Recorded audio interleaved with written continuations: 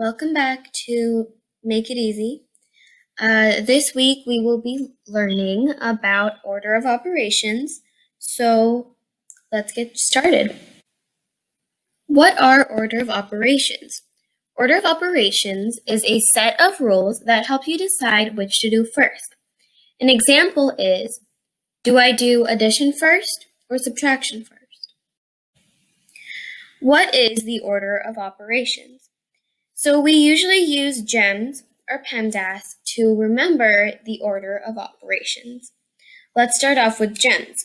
GEMS is grouping symbols or parentheses, exponents, which is for E, multiply or divide, which is for M, and then subtract or add for S. And then here is PEMDAS, parentheses for P, exponents for E, multiplication and division for M and D, and addition and subtraction for A and S. So let's try a problem just to get started a little bit. So this is our problem. So first we would start off with the parentheses. I like to use GEMS. It's easier for me.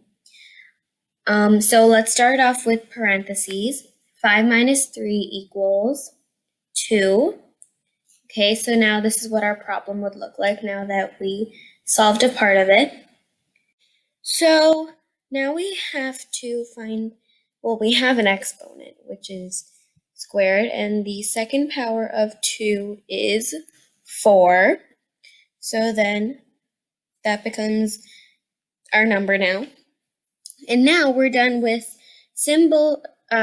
grouping symbols and exponents.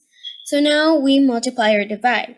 This is why I like GEMS, because it doesn't say you have to do multiply then divide. You can do either one.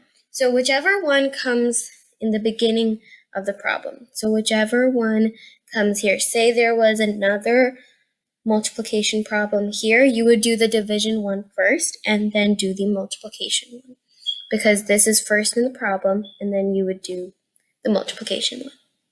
And then you would move on to addition and subtraction. But here we only have one division problem, so we will solve that. 27 divided by 3 is 9. And then whenever something is in parentheses and doesn't have any symbols such as addition, subtraction, multiplying, or dividing, you would multiply it. So your answer would be 36. So this is how you would do a problem with order of operations. So now that we've tried a problem and could possibly do another one, let's do another one. So this one is slightly different from the previous one. So obviously you would start with the numbers in the parentheses. So 10 minus the second power of 3. So the second power of 3 is 9. This is just a review of what should have already been taught.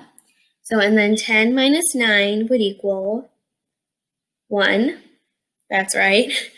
And then, now that we don't have anything left in the parentheses or we don't have any exponents, we would move on to division because we don't have any multiplication in this problem. 27 divided by 3 would equal 9. 9 times 1 would equal, obviously, 9.